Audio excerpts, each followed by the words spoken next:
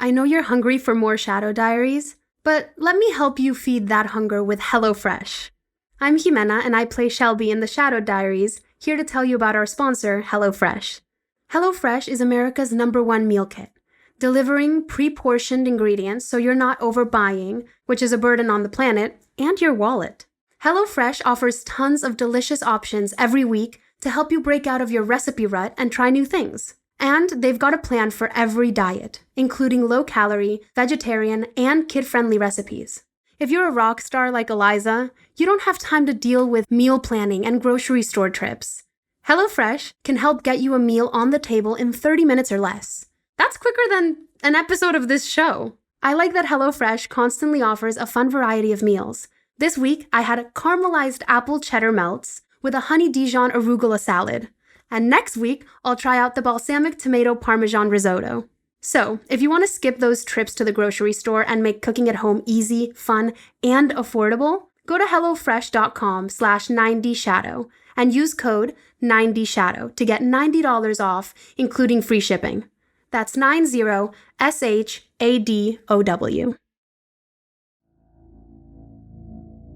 The Shadow Diaries from Studio 71 and Snarled Entertainment.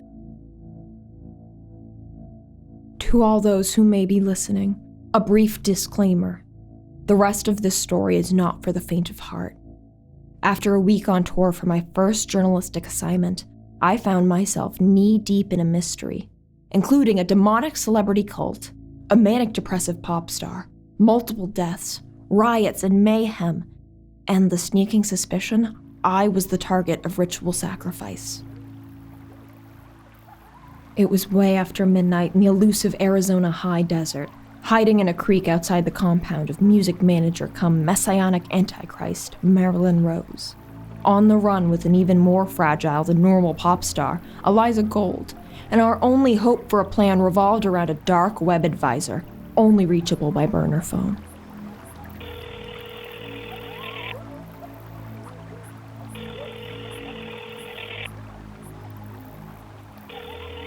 Hello. It's Shana. Don't hang up. Just hear me out for 1 second, please. My friend is really sick. She's ready for help. We can pay you, book you a flight, we'll do anything, but please, you have to help her. I told you I don't do this sort of work. You need to stop calling me. You don't have to get involved, but please, just talk to us. Help us understand what's going on. Maybe she can even shed some light on missing pieces you're looking for. She's desperate. We're desperate. Where are you? Arizona now. We'll be in Austin, Texas this afternoon. I wondered where Virgil was coming from. How many states away? How many hours from us was he? We'll go to you if we have to. If you see me, it'll be because I want you to. And I haven't decided if Virgil, hear me out for 1 second, please. My friend is really sick. She's ready for help. We can pay you. Or book a flight, anything. But please, you have to help her. Fine. Tomorrow. Keep your eyes open for a red El Camino. Be ready and be alone. Just the two of you. Okay, where should we meet? And what time? So he'll find us? Eliza had been so quiet. I was startled when she spoke. I guess. Who is he? He sounds shady as fuck. Shadier than our other options. I really hope you're right, Shana, and he can help me. He will. We're gonna get you out of this mess. Thank you, Shana. For what? Trying. And then she hugged me, wrapping her frail arms around me as tight as she could. She stared into my eyes. And then I heard, Eliza! Eliza! I looked up the hill as a trio of flashlight beams crisscrossed the slope. We had another minute or so at most before we'd be spotted. On instinct, we headed across the creek for the fence line of the property that ran along the roadside. How do we get out of here? I don't know, I've never tried. I think the fence has barbed wire. Okay. So we need to look for an opening. Don't worry, we can do this. Eliza! This isn't funny, babe. Eliza, are you with Shana? I took another few steps to the embankment as I felt Eliza slow behind me. Then I looked back to see she'd stopped completely. Eliza, we need to get out of here. Come on. Eliza? If we make it to the outside, what then? Where do we go? We don't have a car. There's no one around for miles. And if they catch us, we'll never see each other again, Shana. I saw right away that Eliza was right. We needed a better plan. To beat this, we needed to play the long game. As the flashlights closed in, I realized I was in a prime position to help, but only if I kept up my appearance as the trustworthy helper to Madelaine and the team. I turned to Eliza. You're right. I have a better idea. Madelaine! Cooper! I got her! I got Eliza! Baby? Jesus, hold on. We're coming, Shana. As I made my way up the driveway, I could see Madelaine and Cooper's silhouettes backlit by the house lights, moving our way. She okay? Yeah, she's just really cold. I'll run grab a blanket for her. Get a fire going. Let's get her inside. And I know what you're thinking. Why in the world would I hand Eliza back to the very evil we were running from when we finally got a hold of Virgil? Well, you'll just have to keep listening to find out. Eliza warmed up by the fire as Cooper sat beside her, holding her tight even as she remained limp and unresponsive to him. Madelaine gave Eliza a moment, for once, turning to me instead. Where was she? Down by the creek. And when you found her, you didn't think to call one of us? There was no signal, and then everything was going so fast. I was trying to talk her down, and I didn't want to scare her. She is not a well person, Shana, as I'm sure Dr. Summers shared with you. Not only that, but she can be highly manipulative in roping people along to have her way. I'm sorry, No, don't apologize. I appreciate what you did. Just next time, call for help. So, Eliza, would you care to explain yourself? I just needed some air. We were in a sacred space together. Our special place. Why would you need air? I felt nauseous, okay? You know, there is always something with you. Nausea? Give me a break. Always an excuse. You know, I don't even know why we try anymore. It's a shame. It was such a perfect evening and the beginning of a new cycle for your friend Shana. Madelaine glanced out the window at the full moon. I knew there was some connection. Finally, we parted ways for the night and headed off to our bedrooms. I locked the door to mine and then locked the window as well. I took off my charm necklace and placed it as far away from me in the room as I could. The next morning, we rode south to an Arizona rest stop where the tour buses were waiting to continue the route east. I hadn't slept much the night before, and all I wanted was to take a big, long nap on the extended drive to Texas. But with the charm necklace back on to keep up appearances, I was afraid to shut my eyes. My eyes were getting heavier, and heavier, and heavier. Drifting slightly when I swore I saw something, watching me out the window. The shadow man. As it ran out from behind a cactus, I got my clearest look yet. It was half man, half animal, covered in fur, or was it medical bandages? His sunken dark eyes looked radiated and seemed to peer into my soul as if he knew just what I was up to with Eliza. The bus slowed down almost to a stop. Shit! Did they know already? Was it time to stop the charade and show the true darkness? The creature seemed to leap from a half a mile away onto the side of the bus. Oh God, was this the end? Hey you! Shana! Oh. Hey. Are you okay? I was startled to see Priya had helped herself to the open seat next to me. You having a little daydream there? Yeah, I just nodded off. Tell me everything about the desert. How was it? The desert was enlightening. It really helped me understand things better. Sounds about right. That place is the shit. You've been? Of course. So, what happened for you? Energy-wise? I mean, I could definitely feel the vortex. The vortex, yeah. What else? Well, it's hard to say, you know? No, actually it's not. I think people know it when they see it. I know I did. But it sounds to me like maybe you weren't ready. Like you're still fighting your own issues. Had she come here to assess my commitment to this belief system? I felt like I was under examination. You can't run from yourself, Shana. From your desires. You gotta lean in. Lean into the fear. Let go.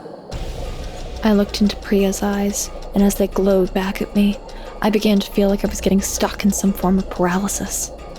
Locked in place as my mind struggled to break free. Was she hypnotizing me? Open your eyes and lean in, Shana. Lose your old self. Find the better you. Everything around me went dark as Priya's pupils dilated and started turning clockwise in slow-moving circles. I tried everything in my being to move, to break away as she continued. Lose yourself, Shana. Surrender. Open your eyes. Find the better you. I have to go to the bathroom. Finally, I'd broken through the paralysis. I stood and rushed down the tour bus aisle as the whole crew stared. I made it to the bathroom and locked the door. I assured myself I was fine, and I got my breath. Priya was obviously versed in the same kind of mind tricks that Madelaine used. I was vulnerable from the exhaustion, and whatever reaction I seemed to be having to the charm necklace wasn't helping. Still, I figured better to wear it until I got to the hotel and found some privacy.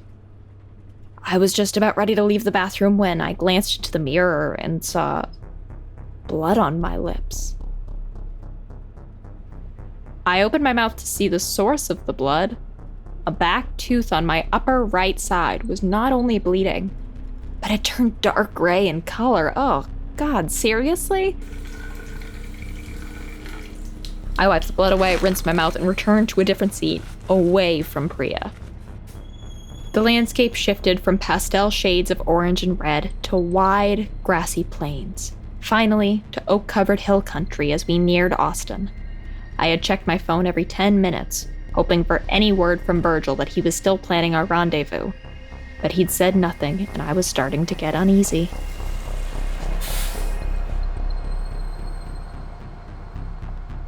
I kept my head down as we loaded off the bus at the Van Zandt Hotel and checked into my room without a word. My tooth had really begun to ache, so I popped some Advil and took off the charm necklace, hung it in the closet, and closed the door.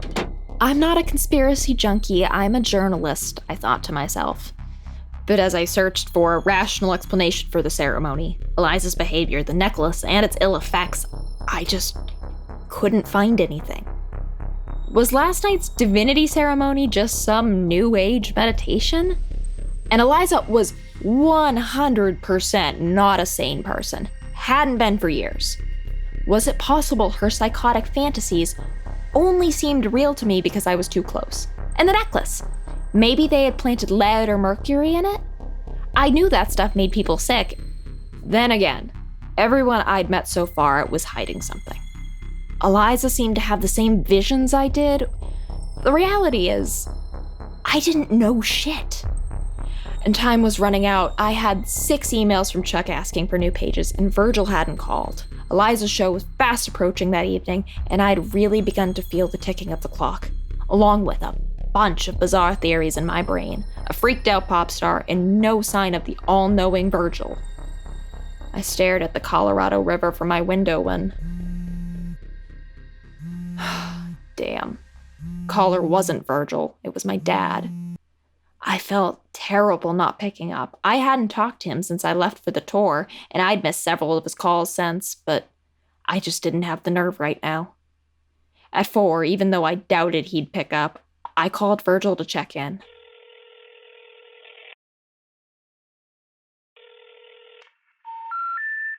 I'm sorry.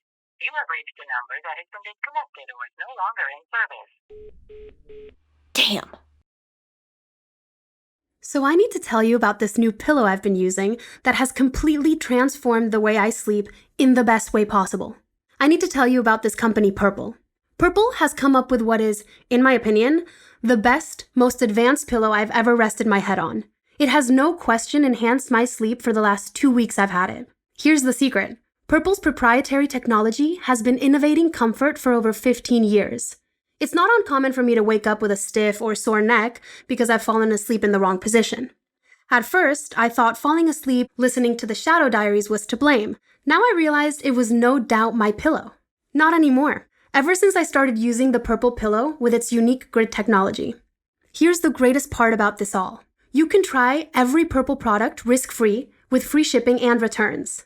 And Purple even has financing available as low as 0% APR for qualified customers. This means you can try the pillow out for yourself without any commitment whatsoever. If you don't like it, Purple will take it back. That's how sure they are that their technology will change your life as it did mine. Experience the Purple grid and you'll sleep like never before. Go to purple.com/shadow10 and use promo code shadow10. For a limited time, you'll get 10% off any order of $200 or more. That's purple.com/shadow10. Promo code shadow10 for 10% off any order $200 or more. Terms apply. I know you're hungry for more Shadow Diaries, but let me help you feed that hunger with HelloFresh. I'm Jimena and I play Shelby in the Shadow Diaries, here to tell you about our sponsor, HelloFresh. HelloFresh is America's #1 meal kit, delivering pre-portioned ingredients so you're not overbuying, which is a burden on the planet, and your wallet. HelloFresh offers tons of delicious options every week to help you break out of your recipe rut and try new things. And they've got a plan for every diet, including low-calorie, vegetarian, and kid-friendly recipes. If you're a rock star like Eliza, you don't have time to deal with meal planning and grocery store trips. HelloFresh can help get you a meal on the table in 30 minutes or less. That's quicker than an episode of this show. I like that HelloFresh constantly offers a fun variety of meals. This week, I had a caramelized apple cheddar melts with a honey Dijon arugula salad. And next week, I'll try out the balsamic tomato parmesan risotto. So, if you want to skip those trips to the grocery store and make cooking at home easy, fun, and affordable, go to hellofresh.com/90shadow and use code 90shadow to get $90 off, including free shipping. That's 90SHADOW. Was this a sign to stop digging, finish your puff piece, thank them all for their offer to join their dark army, and go on my merry way? Was Eliza even worth it? As if on cue, Eliza texted me from the back of the bus. He's not coming, is he? I didn't know what to write back. I only had 2.5 days left on the tour. This was my last chance at helping Eliza, but it seemed there would be no answer. It seemed she would be totally on her own. But I had no good answer in mind. I had no game plan. Just a wing and a prayer with a fringy stranger who I didn't know, much less trust. I started to text back. I'm sorry, Eliza. When out of my window on the street below, I saw a red El Camino pulling into view. I guess he'd been trailing us all along. I immediately deleted my text and instead typed, "He's here."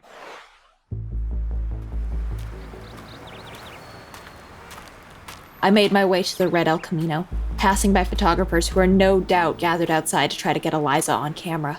I texted her, "Hide your face," and use the employee elevator and exit. I knew all hotels had this because of a summer job I once had at a hotel back home. A quick look at the Van Zandt's employee exit showed me it would lead her to a back alleyway, where we would make a discreet pickup. As I headed towards the El Camino, I began to try and make out the man behind the steering wheel. His face was entirely shadowed, and even if I could have seen it clearly, I hadn't found a single photo online to confirm who this guy was. It was like getting in the car with a total stranger who you already knew was a little off. I was getting really nervous, and my heart rate went up accordingly. Shana! Where are you headed? Just to Get a taco from the truck across the street. The roadies recommended it. Really? The roadies, which one? Huh? The roadies. Which one?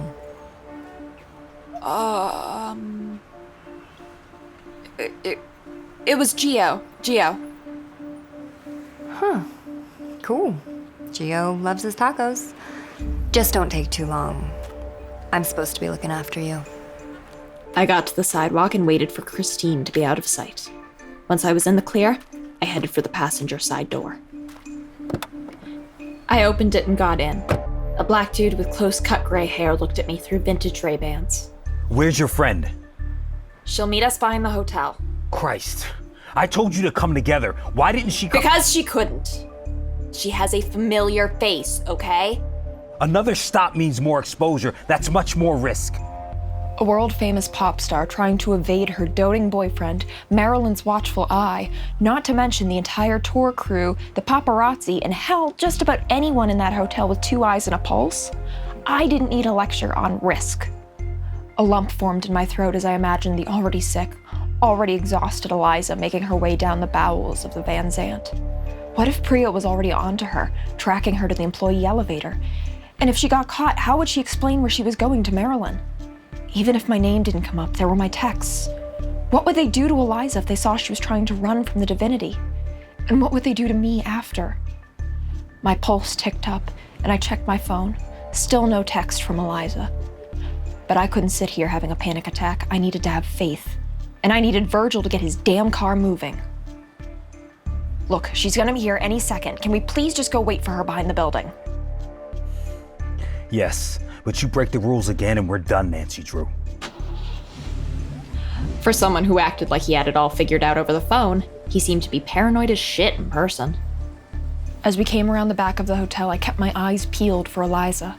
But there was still no sign. This was taking too long. Where was she? Then I heard footsteps, and I looked up to see Eliza stepping out from behind a dumpster. I breathed a major sigh of relief as she hopped in the front seat next to me, wearing a baseball cap, oversized sunglasses, and pajamas. Hey. You made it. Nice work. Thanks. Watching Claire Danes on Homeland taught me everything I needed to know. Is your phone off? Oh, sorry. Jesus, girls. Are you trying to get caught? Just power it down now. Okay. Were you seen or followed leaving the building? No, dude, this isn't my first rodeo. We're good. Virgil nodded slightly, satisfied with the confidence of her reply. He shifted gears and picked up speed as we merged onto Interstate 71 and headed east toward Houston.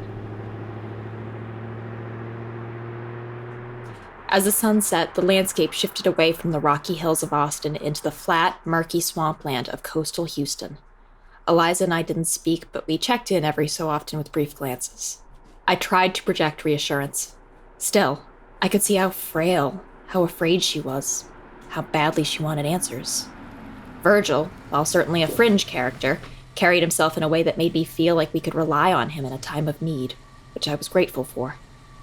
In a dusty parking lot next to a dockside bar with a red neon light that simply read bar, the El Camino drifted to a stop.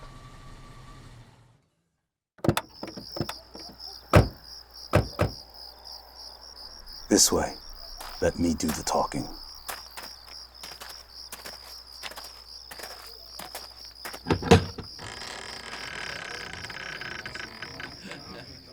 The place looked like it had been here over a century. Dark wood paneling and floors gave way to the no-frills bar and its no-frills bartender, who looked up at us in the dim lamplight. Evening, Sam. Evening. What's the word? Quiet. Just shooting the breeze, a couple of my regulars. Perfect night, if you're looking to disappear. Read my mind. Sam, the bartender, looked like he owned and ran the place. Virgil seemed to really trust him, and if Sam recognized Eliza, he never let on. I'm gonna use the back room for a little business with these two. You never saw me. Saw who? My man. We headed down the hall to the back of the bar.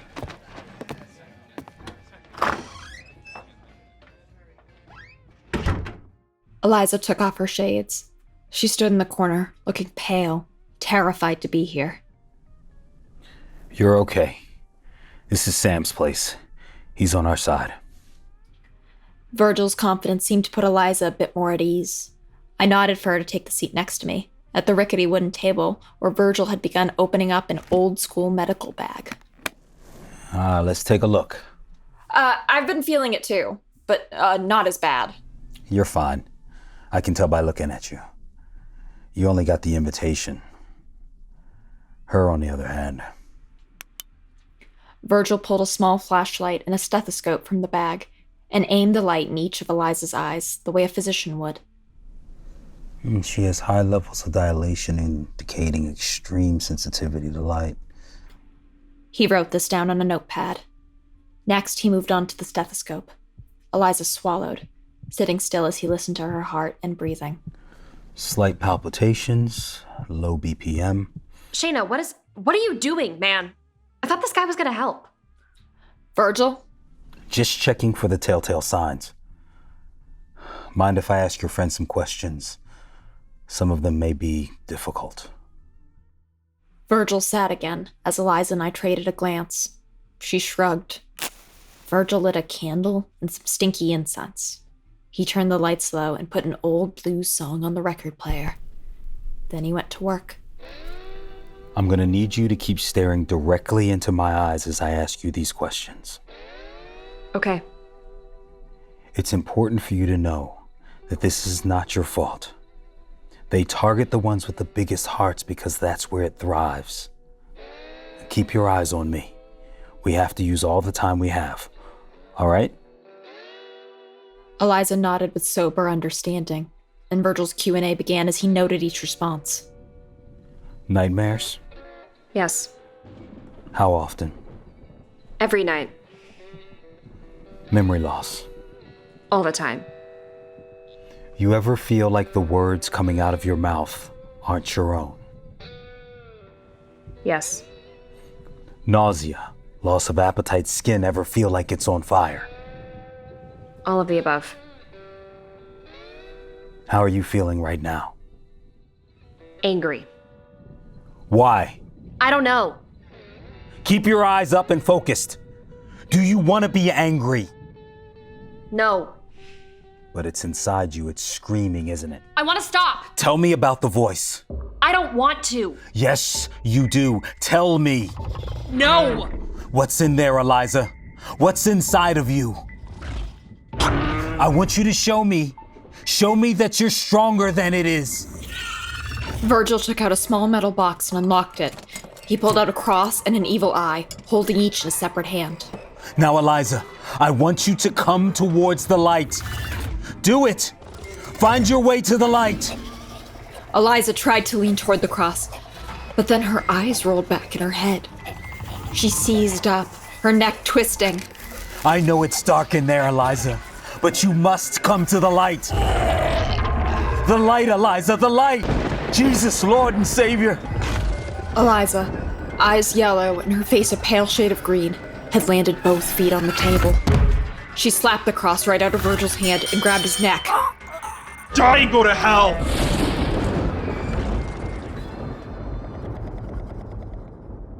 Then, Eliza passed out.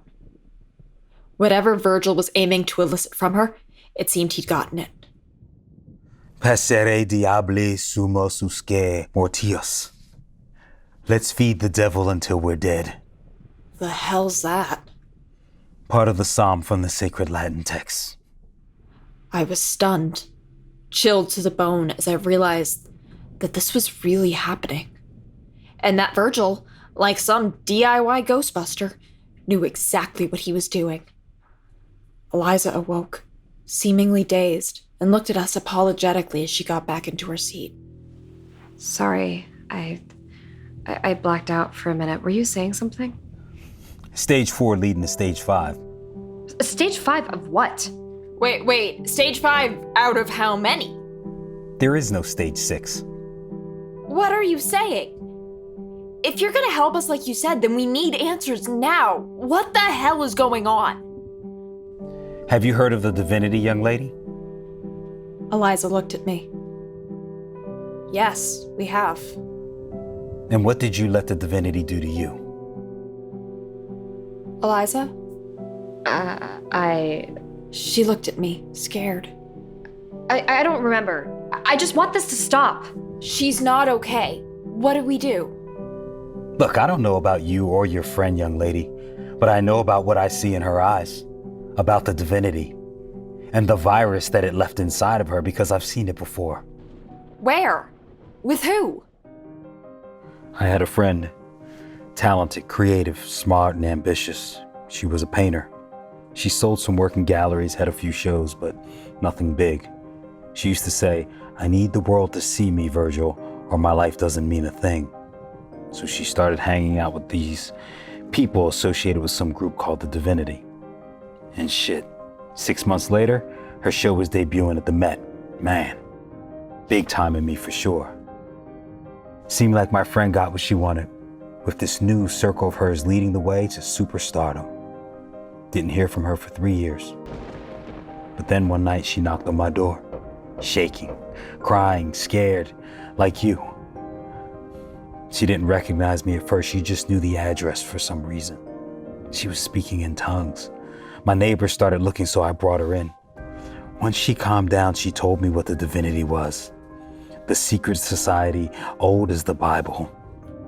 What are you saying? She said these friends of hers promised they could make whatever she dreamed a reality. She said they did, but then she said they wanted something in return. I don't feel well. I think we should go back, Shana. You know what comes next, don't you, Eliza? Eliza, this may be our only chance. They forced her to paint things she didn't want to.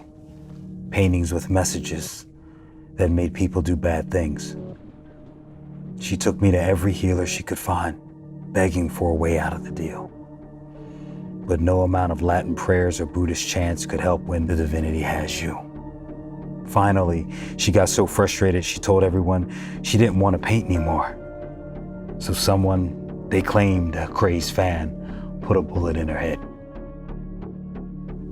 I didn't dare ask questions. I ran as far away from my friend's associates as I could, but I still wanted to know the answer, so I started digging. When I was little, the old folks would sit around telling the story of Robert Johnson and how he made a deal with the devil at the crossroads of Highway 1 and Highway 8. I would have kept thinking that was child's play if it hadn't suddenly sounded so familiar. I spent a few days in Rosedale, where Bob Johnson's deal supposedly went down, scouring for anybody who might have been an eyewitness. And there, in the back of an old saloon deep in the Delta, I found her. 98 years old, blonde and hard of hearing. Madame Dubois's memory had started to slip, but that day with Mr. Johnson was etched in her mind forever. What did she say?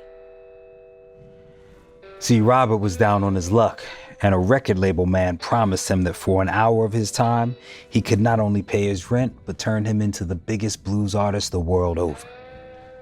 The woman described what they did to Robert when he crossed the intersection and headed into those woods.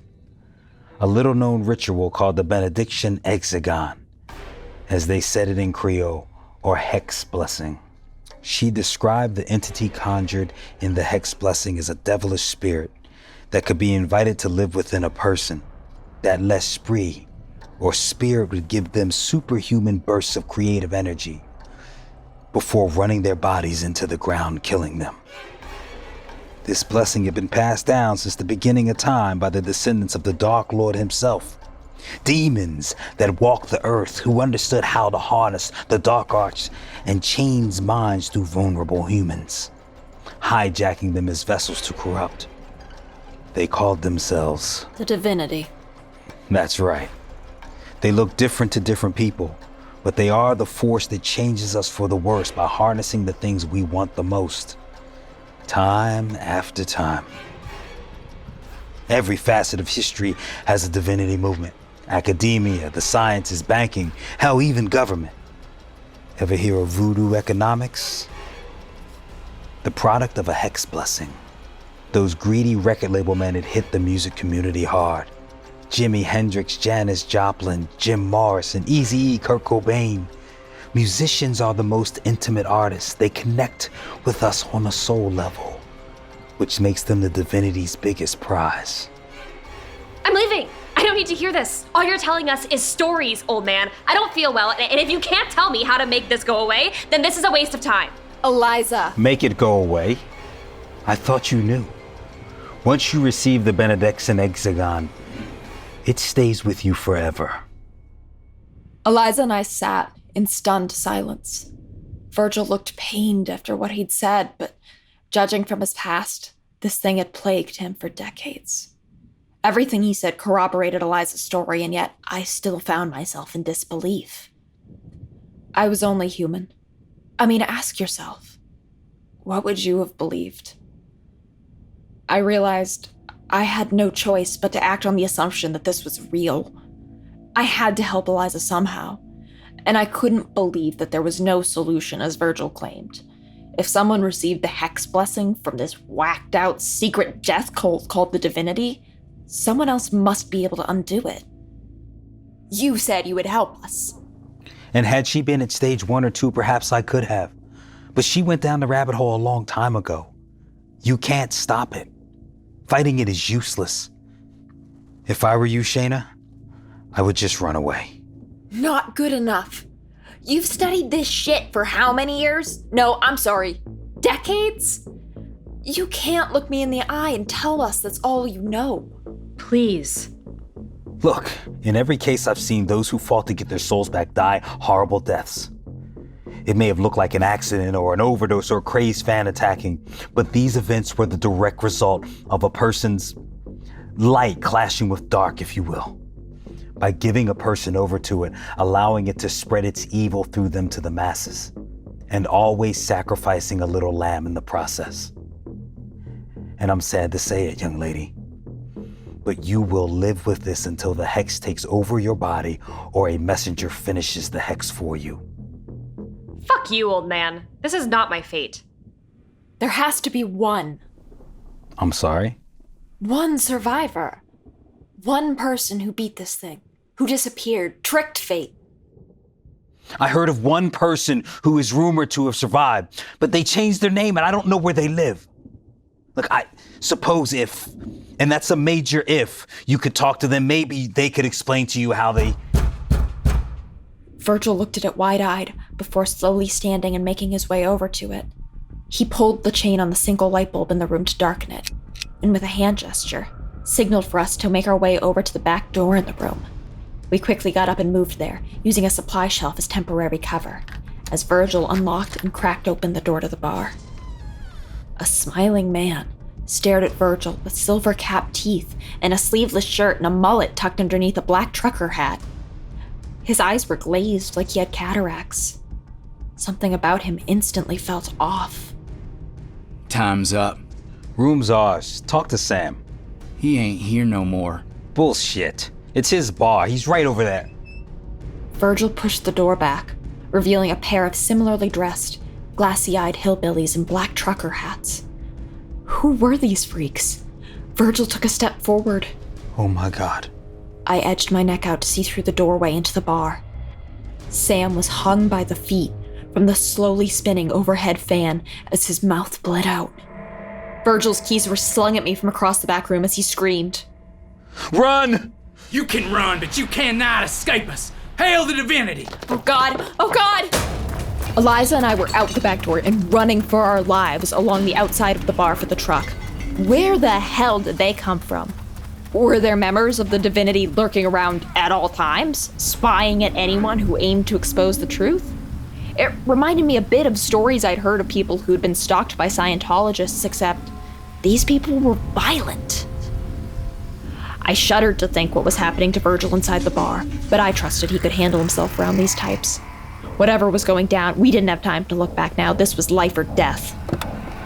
I wondered if the men had seen us, and as we jumped in Virgil's El Camino... Shit, come on! Open the door, Eliza. Shana! Hold on! Ah! The agents of the Divinity ran after us, but quickly disappeared from my rear view as I drove through the dirt road back for the highway. We were safe. At least for now.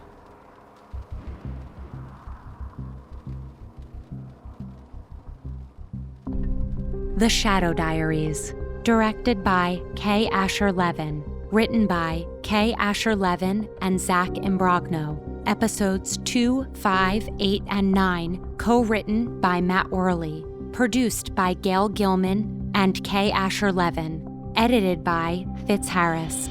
Executive producers Michael Schreiber, Dave DeVries, Stephen Pearlstein, and Gail Gilman. Starring Madelaine Petsch as Eliza Gold and Kara Hayward as Shana Secco. Featuring Constance Zimmer as Marilyn Rose, Kay Asher-Levin as Chuck, Markia McCarty as Priya, Clint Howard as Dr. Summers, Lydia Hurst as Christine, Davi Santos as Trevor, Carter Jenkins as Cooper Rose, Gerald Webb as Virgil, co-produced by Andrew Seeley, Josh Falcon, audio engineer, Annalise Nelson, associate producer, music provided by Gramoscope, mixing by Peter Lipinski, podcast cover art by Dak Schaefer, script supervisor Rebecca Samini. Additional featured voices by Zach Imbrogno, Sarah Lukasiewicz, Danny Gonzalez, Patrick Hambrick, Danielle Hootmer, Lauren Stevenson, Marina Ashfar, Zach Justice, Brighton Charbino, Saxon Charbino, Jimena Medina, David Warwick, Max Sternbaum, Jack Donnelly, Zeke Thomas, Dustin Moat, Brady Morphy, Sarah Sinsel, Dylan Swimmer, Ella Swimmer, Kira Lukasiewicz, and B. Busta.